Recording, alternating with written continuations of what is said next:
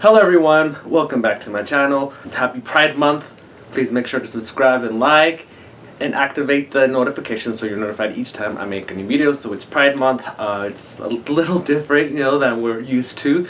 A lot of things are now going online and the little whole camaraderie of Pride is kind of like missing, but I'm transmitting my camaraderie and my support and my love through this platform that is YouTube. So happy Pride Month, and leave me your comments how it is that you celebrated. I was able to go out a couple of times during this month due to what's going on. Everything's limited access. Hopefully next year we'll get to really celebrate, and it's probably going to be that much more big and impressive. So today I'm bringing you my top 10 LGBTQI plus recommendations. And the first recommendation is a podcast, Mindfeelz, that I was a part of, episode 15. We talk about, Pride, its origins, why it's important, and a lot more other things. So please make sure to watch that. I will link it down below, and I'll also link it at the end so you can watch it. So make sure to check out the podcast, Mindfeelz, their episode 15.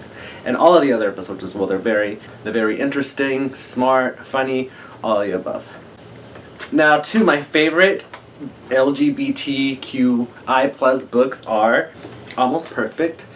This is about a trans woman going through high school and her experiences, written by Brian Catcher, and I think it's very important for people, kids, and anyone to identify themselves in literature, especially as you're growing up and all this questioning things start to arise. Then Pray the Gay Away by the Sakari twins. It's a great coming of age story, very funny, very witty, great book.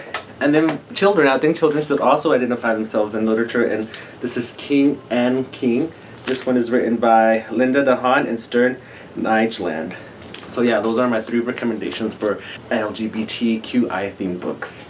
So number 3 is my favorite LGBTQI plus Spanish speaking series. This is actually a web series. It's called Con Lugar. I will link it down below. I'm on season 2, episode 6, so please watch that. Yeah, it's a great show that talks about love and just how social media either makes it more difficult or more accessible. All these connections that we experience through those types of apps. Number 4, my favorite English speaking series is one that I'm currently watching right now, The Politician. I think it's very well written, it's very entertaining, and I love a lot of the characters, especially his mom. I think she's so interestingly written, and I love that. And also, the main character. Some honorable mentions are Sense8, Elite, and Queer Eye. Now, 5, my favorite musical artist, English speaking, would be Mika. I fell in love with Mika with Grace Kelly, and I have been following his career up until now. I love everything that he does. He's the type of artist that puts me in a good mood, dance, and every time I need like a musical pick-me-up, I go to Mika. And number 6, my favorite musical artist in Spanish would have to be Ricky Martin, which I guess he classifies as English too, and I dance to Ricky's music all the time, and I've seen him in concert. Pablo Alboran just recently came out. I've also listened to his music for a while now. Now number 7, my favorite movie, the very first one that I watched was Brokeback Mountain, and I was like, whoa, this is like, I wish I had seen this when I was a lot younger. It really kind of just was the first time I felt identified in movies, and I think that's also very important. I also like Handsome Devil and Christopher and His Kind. Now, number 8, my favorite documentary is one that I just recently watched on Netflix titled All in My Family, and it's really interesting just to see how this gay couple, bring their kids into the world and just the ins and outs of doing that and coming out to their family and not coming out to others. So it's a great watch. I think Netflix is always killing it with great content geared towards LGBTQI plus community. I think it's important that we are shown in digital media, all forms.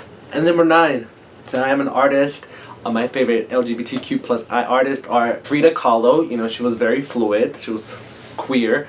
And Haring. He was also part of the community, and I think they both did incredible works, and they're 2 of my favorite ones. And number 10, my favorite LGBTQI plus YouTuber would have to be Jeffree Star. I watch his content. I somehow get really relaxed watching makeup tutorials, and I think he's entertaining to watch. I think his story is great of how he started and where he's now, and what perseverance and hard work and dedication can do to your dreams, you know, so I think he's like very inspirational to watch in that sense. Well, anyway, that is my top 10 LGBTQI plus recommendations. Happy Pride Month to everyone. Hope everyone is safe, and please watch all the other content in my channel. Until next time, adios y bye. Oh, and watch the Mindfeelz podcast I was in. I'll link that right here, and go ahead and watch my participation in the Spanish web series Con Lugar. I will also link that for you right there. And also a great website for resources and help is the Trevor Foundation. So if you have any type of issue or want just information, please visit them, and I will leave their website right here. And that's it. Adios.